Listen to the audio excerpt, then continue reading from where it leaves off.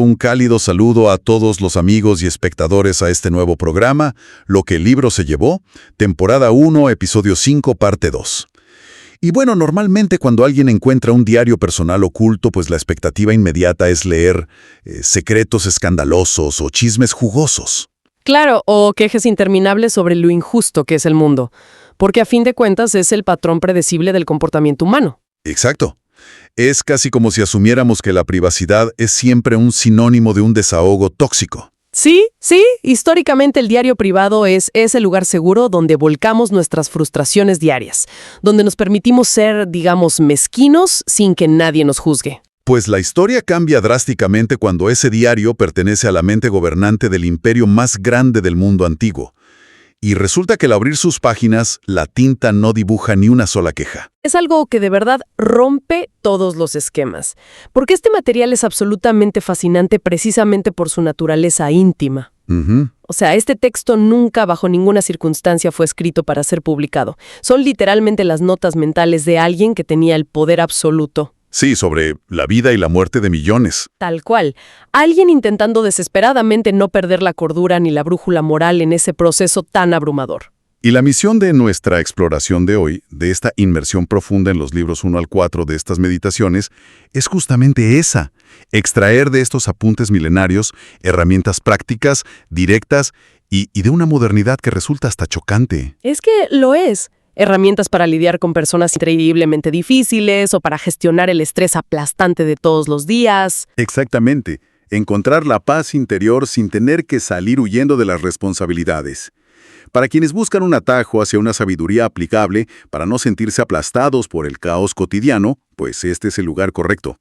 Porque resulta que el software humano, digamos, nuestros miedos y nuestras frustraciones, pues no han cambiado en milenios. Totalmente. Y esa es una observación crucial para entender este análisis a fondo. La tecnología avanza, las estructuras sociales mutan, pero el cerebro humano lidiando con la irritación y el ego desmedido sigue siendo el mismo. El mismito. Y lo más impactante de abrir estas notas privadas es la ausencia total de ego en las primeras páginas del libro 1. Sí, me quedé sorprendida con eso. Pensemos en esto. El autor es el hombre más poderoso de la Tierra. Acaba de ganar guerras, tiene el mundo entero a sus pies. Sin embargo, no hay ni una pizca de fanfarronería. Nada.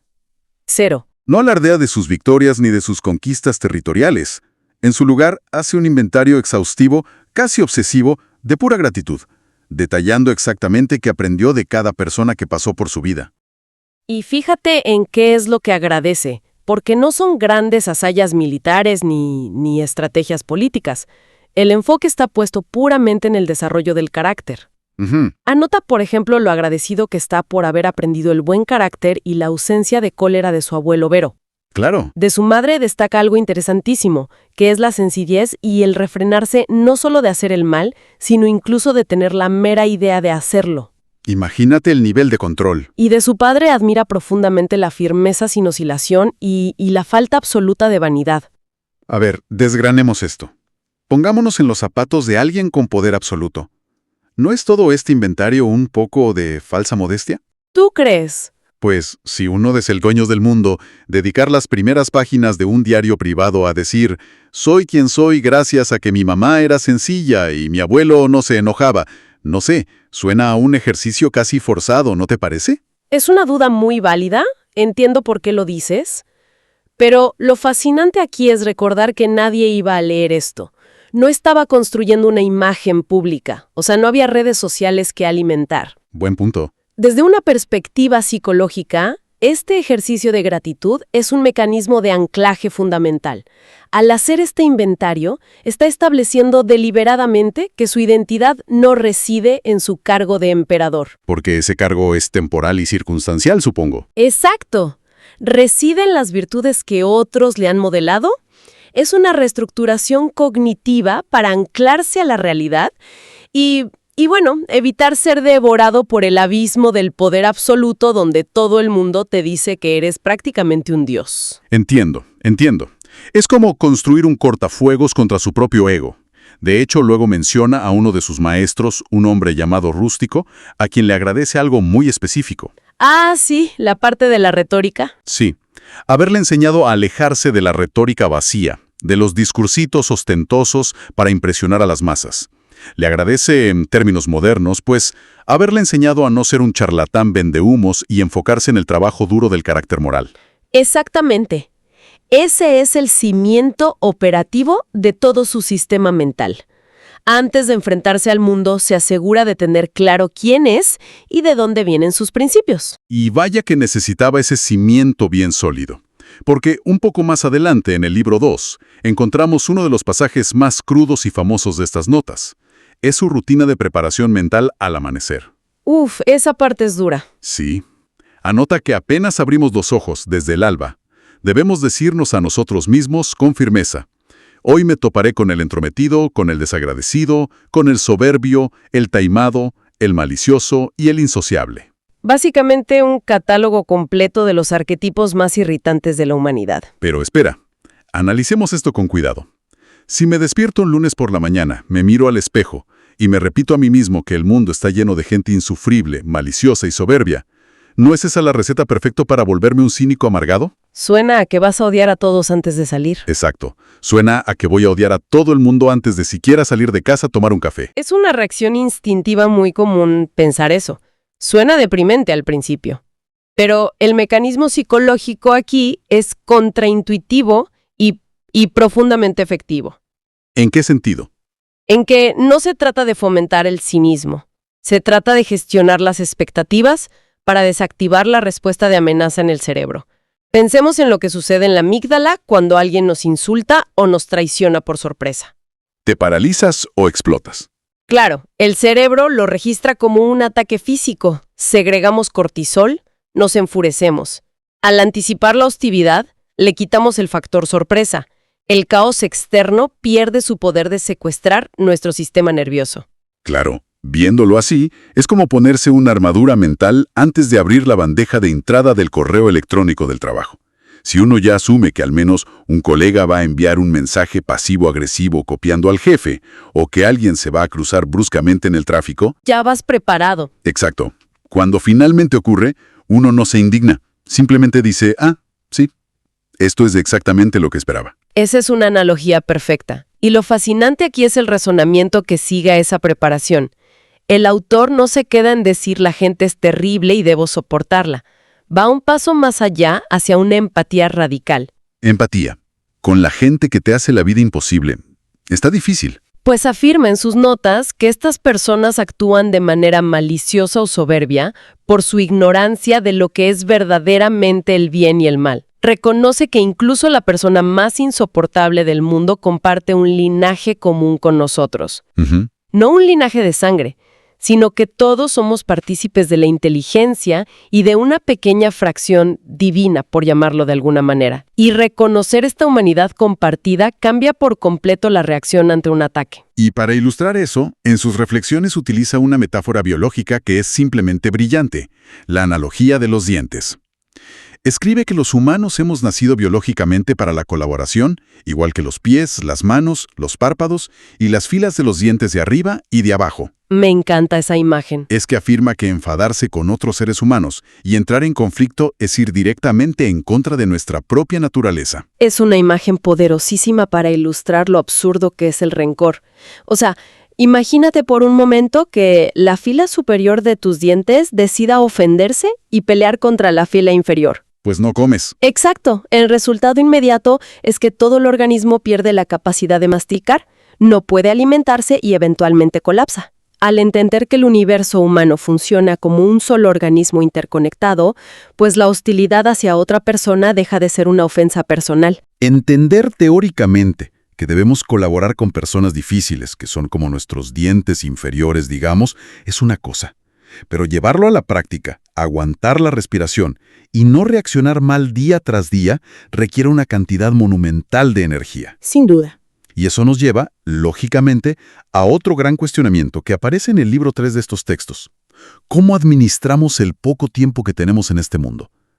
porque el tono de sus apuntes cambia y empieza a transmitir un sentido de urgencia casi abrumador. Así es.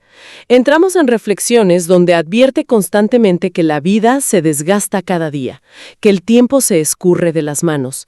Pero lo verdaderamente interesante es que el mayor miedo expresado en estas notas no es la muerte biológica en sí, hay un temor mucho más profundo y aterrador para él. El temor a perder la cabeza, a perder la lucidez mental antes de que el cuerpo falle. Exactamente. Argumenta que si uno empieza a perder sus facultades cognitivas, ya sea por la edad o por un deterioro mental, el cuerpo va a seguir respirando. ¿Sí? Va a seguir alimentándose, pero la capacidad de reflexionar, de comprender el deber, de analizar el mundo y de disponer de uno mismo, pues se extingue muchísimo antes de que el corazón deje de latir. Es fuerte escucharlo así. Por ende, la conclusión es implacable. Hay que darse prisa para vivir con propósito hoy, porque la ventana de lucidez es limitada. Es un golpe de realidad tremendo que resuena mucho hoy en día, sobre todo cuando tanta gente, bueno, todos a veces, vivimos en piloto automático, dejando las cosas importantes para cuando haya tiempo. Sí, procrastinando la vida misma. Y para mantener viva esa urgencia, el texto utiliza constantemente una herramienta que podríamos llamar la perspectiva del gran ecualizador, que es la muerte. Cita ejemplos históricos muy contundentes. Menciona a grandes conquistadores como Alejandro Magno y Pompeyo, que arrasaron ciudades enteras. A médicos ilustres como Hipócrates, que salvaron miles de vidas. Filósofos como Heráclito o Sócrates. Exacto. Y la reflexión es cruda. Al final, absolutamente todos terminaron igual. En la tierra. Y olvidados. Y para profundizar en esa idea, el autor ofrece un dato que es casi matemático, una perspectiva geométrica sobre la existencia que, la verdad, te rompe la cabeza. Afirma que tanto el individuo que vive muchísimos años como aquel que muere muy joven pierden en el fondo exactamente la misma cantidad de tiempo. A ver, matemáticamente eso suena imposible. Si alguien vive 90 años y otro vive 20, el primero pierde 70 años de diferencia, ¿no? Pues la lógica común diría eso. Pero el argumento aquí es que nadie puede perder el pasado porque el pasado ya no existe. O sea, ya se esfumó. Claro. Y nadie puede perder el futuro, porque el futuro aún no es de su propiedad. Todavía no ha llegado. Lo único que realmente poseemos, el único fragmento de tiempo que habitamos y que se nos arrebata al morir, es el instante presente. El presente efímero. Tal cual. Por lo tanto, el anciano y el joven pierden exactamente lo mismo al morir, el ahora. Entonces, ¿qué significa todo esto? Porque suena increíblemente profundo, pero también, seamos honestos, suena un poco oscuro. Un poco deprimente, ¿no? Sí, cualquiera que nos escuche podría preguntarse si acaso está rumiando todo el día sobre la muerte, sobre el tiempo que se escapa y sobre lo insignificantes que somos, no convierte la existencia en algo, pues, muy pesado. ¿Es sano pensar tanto en el final? Si conectamos esto con el panorama general, te das cuenta de que esa es la trampa en la que es fácil caer si se lee de forma superficial. No es morbosidad, es un hack psicológico deliberado. A ver, explícame eso. Si pasamos la vida negando la muerte, vivimos con ansiedad porque intentamos controlar lo incontrolable. Al forzar a la mente a mirar la muerte de frente, dejamos de divagar. Es un mecanismo para obligar al cerebro a soltar la ansiedad por el futuro y anclarse de golpe en el momento presente. Y aquí es donde el autor da un giro magistral, porque utiliza esta conciencia de la muerte para encontrar belleza en lugares completamente inesperados. Sí, esa parte de sus reflexiones es asombrosa por lo poética que resulta. De pronto, en medio de pensamientos sobre la mortalidad, empieza a describir detalles estéticos de la naturaleza. Habla de cómo un pan al cocerse en el horno se resquebraja en la superficie. ¡Qué imagen tan linda! Para un panadero moderno, obsesionado con la perfección de Instagram, eso sería un defecto terrible. Pero el texto dice que esas grietas, aunque no fueron planeadas, tienen algo que atrae la vista y despierta el apetito. O menciona los higos, que se abren de par en par justo cuando están extremadamente maduros, a 1 milímetro de empezar a pudrirse. O la espuma en la boca de un jabalí salvaje. Son imágenes poderosas porque representan una reestructuración completa de nuestra percepción. Hoy en día estamos súper entrenados para buscar una perfección sintética y rechazar el envejecimiento o la decadencia. Le huimos a las arrugas como si fueran una plaga, totalmente. Pero la idea central aquí es que la disolución, el cambio y el envejecimiento son obras directas de la naturaleza. Y temerle a los procesos de la naturaleza o rechazarlos porque no son estéticamente perfectos es actuar como un niño inmaduro. Es un capricho infantil que nos condena a la frustración constante. Claro. Si uno logra afinar la percepción, comprende que todo lo natural, incluso en su fase de declive, tiene su propio esplendor y cumple una función en un orden mayor. Me parece fascinante cómo todas estas ideas empiezan a conectarse. Tenemos que el tiempo es fugaz, que nuestra lucidez mental tiene fecha de caducidad, que la muerte es el destino inevitable de todos, y para colmo, que el día a día está lleno de gente maliciosa y desagradecida con la que tenemos que interactuar. Un cóctel maravilloso. Sí, ante un panorama tan abrumador, la reacción instintiva de cualquier ser humano es hacer las maletas, salir corriendo y buscar refugio, irse a una playa desierta o a una cabaña en las montañas. Que es exactamente lo que ofrece gran parte de la industria moderna del bienestar. Y curiosamente, en el libro 4, vemos que era lo mismo que se buscaba en la antigüedad. Las personas anhelaban retiros campestres alejados del bullicio de Roma. Pero en sus notas primadas, este líder mundial califica esa necesidad de escape físico como algo banal y superficial. Argumenta que el lugar de escape más efectivo, la fortaleza más impenetrable de todas, no requiere comprar un pasaje ni salir de la habitación. Argumenta que el refugio más pacífico al que un ser humano puede acceder está en su propia alma. Lo llama su jardincillo interior. Es una redefinición absoluta de lo que significa el bienestar. El bienestar deja de ser un destino geográfico o una circunstancia externa. No es estar en una hamaca frente al mar, sin que nadie te moleste. Exacto. El bienestar se convierte pura y exclusivamente en el buen orden de la mente. Es la capacidad de mantener la tranquilidad mientras el caos ocurre a tu alrededor, no en ausencia del caos. Y para explicar cómo funciona esta mente bien ordenada cuando choca contra problemas reales, el diario utiliza dos metáforas visuales que son espectaculares. La primera es la metáfora del fuego. Sí, la imagen del fuego radiante. Explica que cuando nuestra mente está verdaderamente alineada, no se debilita con los obstáculos, sino que los utiliza. Lo ilustra diciendo que si arrojas basura o ramas sobre una lamparilla pequeña y débil, pues la apagas instantáneamente. Pero si tienes un fuego enorme y radiante y le arrojas esos mismos obstáculos, el fuego consume esa materia, se apropia de ella y usándola como combustible, se levanta muchísimo más alto y más fuerte. Aterricemos esto en la vida real, porque suena muy heroico, pero ¿cómo se ve ese fuego en la práctica? Imaginemos a alguien que acaba de recibir una notificación de despido o que enfrenta una crisis financiera grave. Es muy fácil decir, sé como el fuego, pero el instinto es venirse abajo. Llorar, deprimirse. Sí. ¿Cómo se transforma un despido en combustible? Es una excelente pregunta, porque ojo, no se trata de positividad tóxica, no es decir que alegría que me despidieron, soy tan feliz. No, para nada. Se trata de un mecanismo cognitivo profundo. El fuego no ignora que le han arrojado un tronco pesado encima, lo reconoce y busca cómo procesarlo. En el caso de un despido, una mente débil, la lamparita, dice, soy un inútil, mi vida se acabó, esto es injusto. Se apaga. Se apaga. El fuego, la mente ordenada, dice, esto es increíblemente difícil, pero ahora tengo la obligación de reinventarme, de aprender a vivir con menos o de buscar esa industria que siempre me dio miedo intentar. El obstáculo se convierte en el material preciso para practicar la resiliencia y la creatividad. No elegiste el obstáculo, pero eliges consumirlo a tu favor. Qué potente. Y esto se enlace perfectamente con la segunda gran metáfora que encontramos, la del acantilado. El texto aconseja ser como un promontorio de roca en medio del océano, contra el que baten las olas sin parar, día tras día y noche tras noche.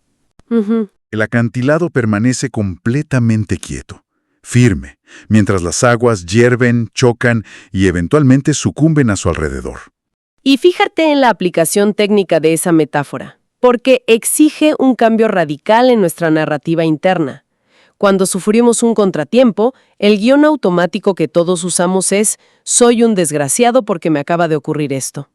La víctima. Exacto.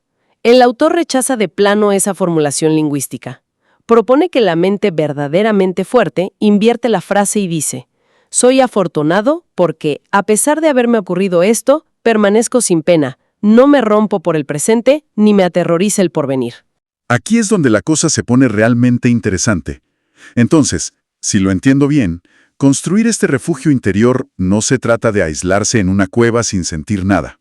Es casi como tener instalados unos auriculares con cancelación de ruido, pero integrados directamente en el cerebro. Me encanta esa imagen. Es que estoy segura de que es exactamente eso. Claro, porque no puedes apagar el ruido exterior. Las olas van a seguir chocando, el tráfico va a seguir colapsado, y el compañero de trabajo malicioso va a seguir ahí enviando correos.